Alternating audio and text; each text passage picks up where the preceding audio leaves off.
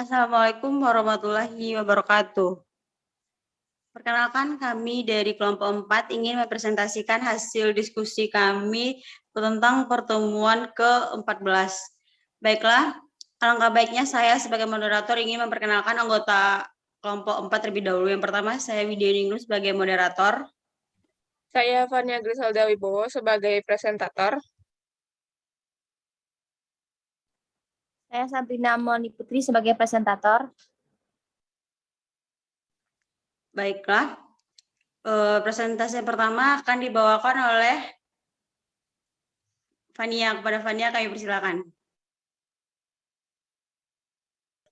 Yang pertama, pengenaan PPN dan PPNBM atas penyerahan rumah atau tanah atau penyerahan real estate. Bisnis properti merupakan bisnis yang umumnya bergerak di bidang kepemilikan aset. Dalam hal ini seperti tanah, bangunan, termasuk dengan rumah, termasuk sarana dan prasarana yang ada di dalamnya sebagai satu kesatuan. Bisnis properti tentu tidak luput dari pengenaan pajak. Secara spesifik, sektor properti dikenakan PPN properti. Pemberlakuan PPN atas penjualan properti hanya diberlakukan atas properti primari yang merupakan properti rumah yang dijual langsung ke konsumen oleh pengembang. Selain properti primary, terdapat pula properti secondary yang merupakan properti rumah yang dijual dari satu orang ke orang lainnya yang tidak dikenakan PPN. PPN atas penjualan rumah ini memiliki perlakuan yang sama dengan PPN pada umumnya, yaitu dipungut oleh wajib pajak yang memiliki status sebagai pengusaha kena pajak atau PKP. Sebagai salah satu barang kena pajak, pengenaan atas PPN penjualan rumah ini juga memiliki kesamaan dengan besaran tarif seperti barang kena pajak lainnya, yaitu sebesar 10% dari harga jual. Meskipun begitu, khusus untuk properti yang tergolong mewah memiliki perbedaan perlakuan pengenaan pajak yang sesuai dengan Peraturan Menteri Keuangan PMK nomor 103 garing PMK 03 garing 2009.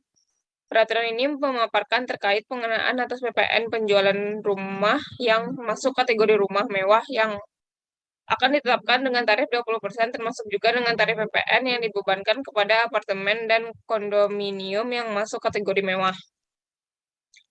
Yang kedua, kriteria rumah yang atas penyerahan dibebaskan dari pengenaan PPN. Fasilitas PPN dibebaskan merupakan bentuk perlakuan khusus dalam pengenaan pajak pertambahan nilai atau PPN, di mana suatu objek pajak diberikan perlakuan khusus atau fasilitas dibebaskan dari pengenaan atau pemungutan PPN. Fasilitas PPN dibebaskan ini memiliki landasan hukum, yakni Peraturan Menteri Keuangan PMK nomor 268 garing PMK 03 garing 2015 yang mengatur tentang tata cara pemberian fasilitas dibebaskan dari pengenaan PPN atas impor dan penyerahan barang strategis. Yang dimaksud sebagai barang strategis merupakan barang yang termasuk kategori barang kena pajak atau BKP, namun memiliki nilai strategis berdasarkan pertimbangan pemerintah. Sehingga atas BKP strategis ini diberikan fasilitas PPN dibebaskan. Golongan rumah yang mendapatkan fasilitas PPN dibebaskan ini terdiri dari rumah sederhana, rumah sangat sederhana, dan rumah susun sederhana. Masuknya ketiga jenis rumah ini dalam kategori barang yang mendapatkan fasilitas bertujuan untuk memberikan kesempatan yang lebih luas kepada masyarakat berpenghasilan rendah untuk memiliki rumah. Kriteria rumah sederhana dan rumah sangat sederhana. Berdasarkan PMK 113 garing PMK 03 garing 2014, rumah dan rumah sederhana yang diberikan fasilitas PPN adalah yang memiliki kriteria berikut. Yang pertama, luas bangunan tidak melebihi 36 meter persegi. Yang kedua, harga jual tidak melebihi batasan harga jual dengan ketentuan bahwa batasan harga jual didasarkan pada kombinasi zona dan tahun yang diatur dalam PMK.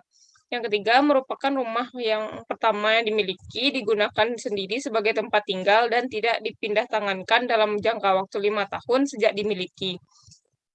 Yang keempat, luas tanah tidak kurang dari 60 meter persegi.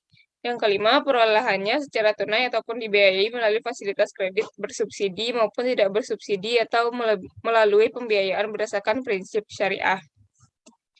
Yang selanjutnya, kriteria rumah susun sederhana. Rumah susun sederhana yang mendapatkan fasilitas PPN dibebaskan adalah rumah susun yang memiliki kriteria sebagai berikut. Yang pertama, luas hunian paling sedikit 21 dan tidak melebihi 36.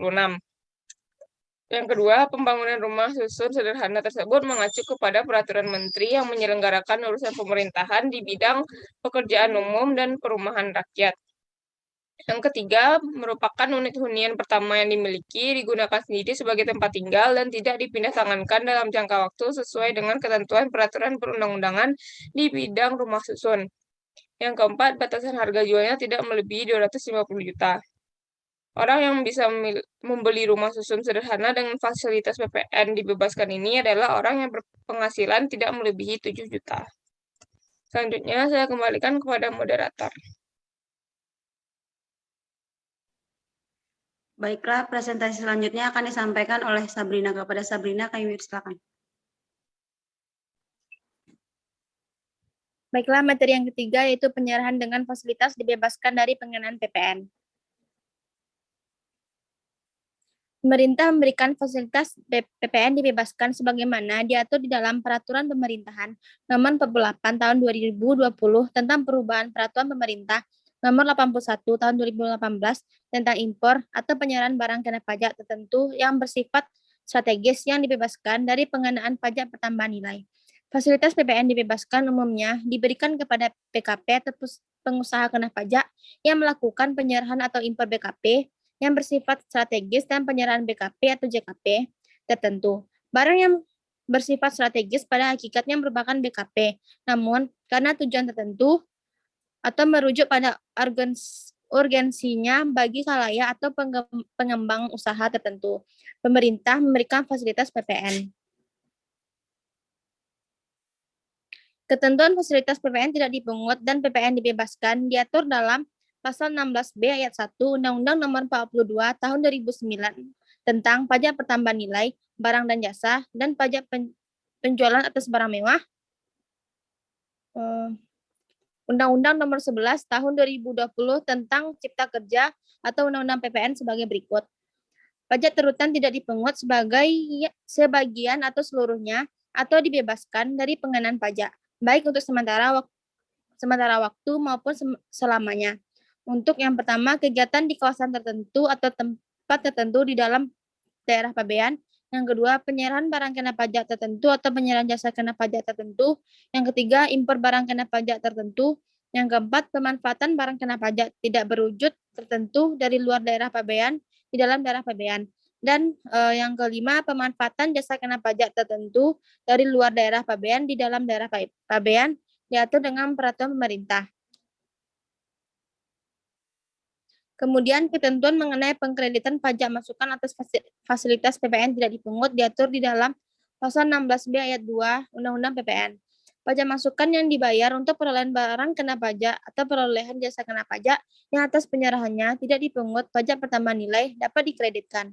Sebaliknya, atas fasilitas PPN dibebaskan, pajak masukan yang berkait dengan penyerahan BKP atau JKP tersebut tidak dapat dikreditkan sebagaimana diatur di dalam Pasal 16B ayat 3 Undang-Undang PPN.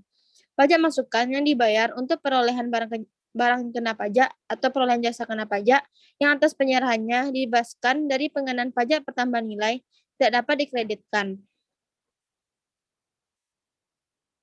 Baiklah, selanjutnya saya kembalikan kepada moderator. Baiklah, presentasi terakhir akan saya sampaikan sendiri, yaitu yang keempat, penyerahan bangunan atau tanah oleh industrial estate.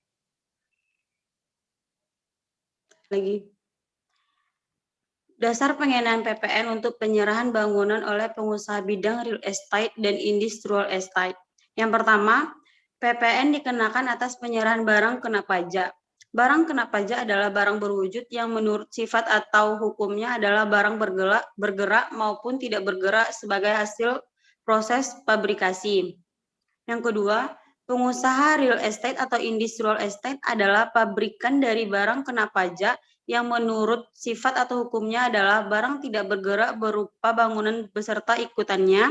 Yang dimaksud ikutannya di sini adalah bidang tanah yang di atasnya berdiri bangunan tersebut, bidang tanah sebagai perkarangan bangunan tersebut, pagar pekarangan sekeliling bangunan tersebut, dan saluran air, got atau riol, sarana jalanan, pipa leding, tiang, dan kabel listrik yang merupakan bagian kelengkapan bangunan tersebut.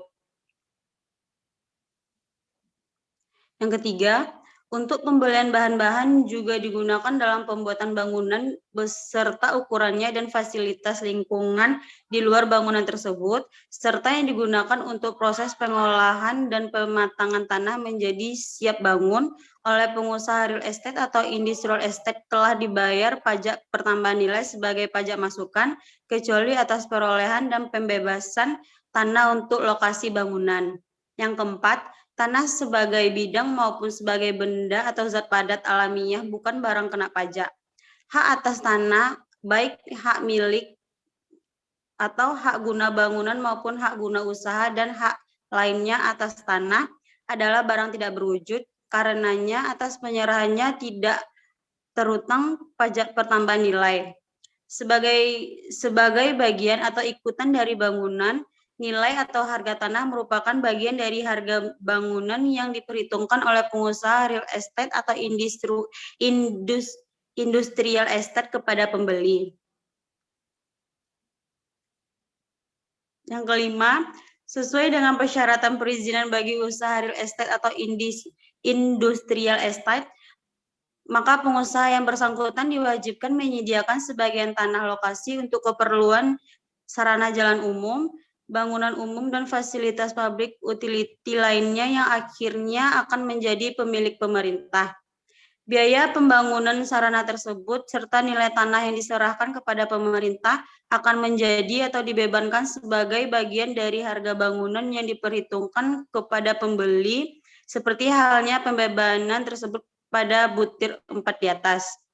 Pembebanan biaya yang diperhitungkan ke dalam harga bangunan sebagaimana disebut pada butir keempat dan kelima di atas menyebabkan harga jual bangunan yang menjadi dasar pengenaan pajak menjadi tinggi.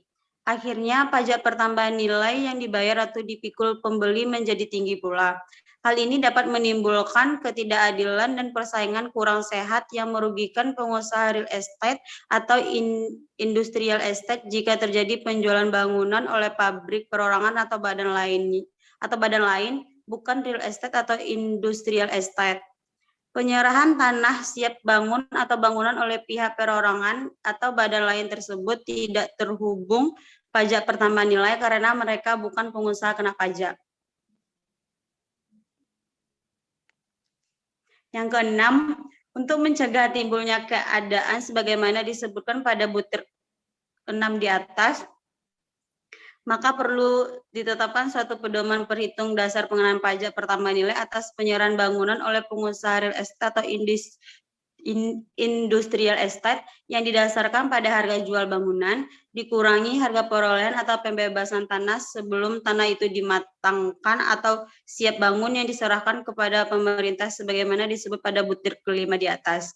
Selanjutnya, dengan memperhatikan uraian dan keterangan yang terlampir dalam surat REI kepada Menteri Keuangan tanggal 25 Maret 1985 nomor 117/REJ/1985, maka bagian harga perolehan atau pembebasan tanah yang menjadi dasar pengurangan untuk perhitungan dasar pengenaan pajak pertambahan nilai tersebut sebesar 35% dari harga atau nilai tanah sebelum dimatangkan atau siap bangun.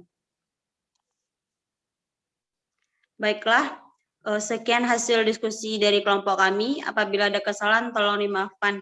Wabillahi taufiq wal hidayah. Assalamualaikum warahmatullahi wabarakatuh.